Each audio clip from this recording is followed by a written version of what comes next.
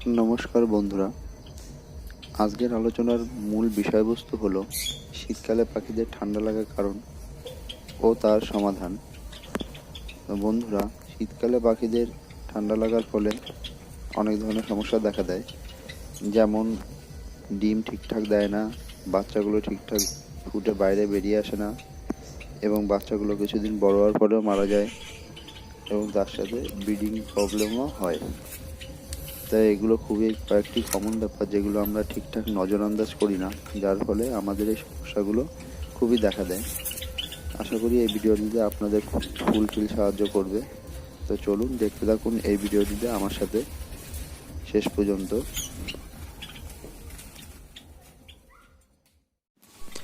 তো বন্ধুরা, যারা পাখি পোষেন, শীতকালে তাদের পাখিদের সবথেকে বেশি সমস্যা হয় সূর্যের আলো অথবা তাপ পাখিরা ঠিকঠাক না পাওয়ার কারণে। এবং শীতকালে সবথেকে বেশি পাখিদের ঠান্ডার হাত থেকে রক্ষা করে সূর্যের আলো অথবা তাপ।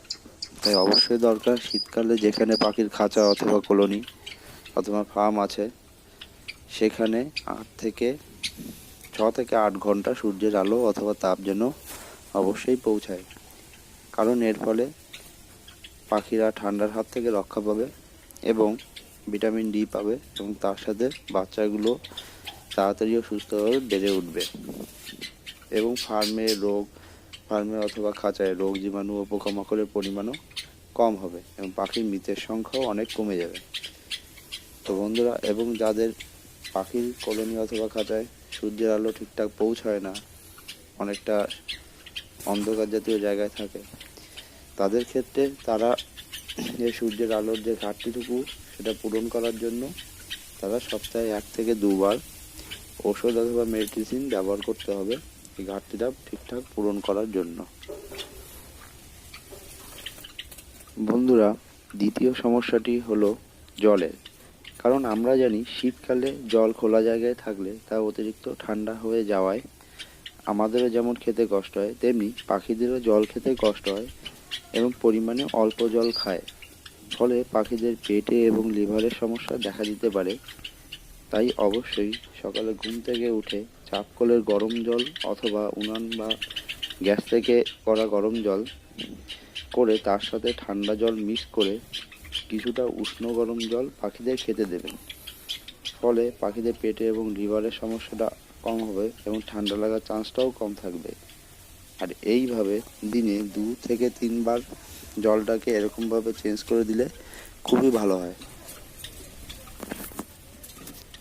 বন্ধুরা, তৃতীয় টপিক হলো, আমরা জানি যে রাত যত বেশি হয় ঠান্ডার পরিমাণ তত বাড়ে এবং এই ঠান্ডা সকাল প্রায় 8টা থেকে 8:30 বা 9টা পর্যন্ত থাকে।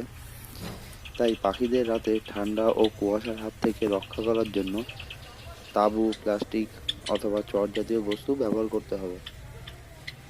কারণ রাতে ঠান্ডার পরিমাণ বেশি থাকে, তাই পাখির কলোনি বা ফার্মকে চট, তাঁবু অথবা প্লাস্টিক জাতীয় বস্তু দিয়ে ঘিরে দিতে হবে, যাতে রাতের ঠান্ডাটা অথবা ঠান্ডা হাওয়া ও কুয়াশা পাখির বাসায় বা খাঁচায় ঢুকতে না পারে।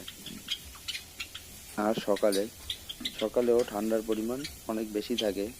তাই যদি সকালে অথবা খুব তাড়াতাড়ি সূর্যের আলো না পৌঁছায় পাখির কলোনি অথবা খাঁচায়, তবে সেই কলোনিটাকে অথবা খাঁচাটাকে অন্তত সকাল 8টা থেকে 9টা পর্যন্ত কলোনিটাকে ঢেকে রাখা খুবই ভালো। ফলে পাখিদের ঠান্ডা লাগার চান্সটা খুবই কম থাকবে। তো বন্ধুরা, 4 নম্বর বিষয়টি হলো, পাখির ঘর বা খাঁচা বা ফার্মকে রাতে গরম রাখতে হলে খাঁচার ভিতরে 100 অথবা 200 ওয়াটের হলুদ লাইট, যেমন আমি ব্যবহার করেছি ঠিক তেমনই একটি লাইট ব্যবহার করতে হবে।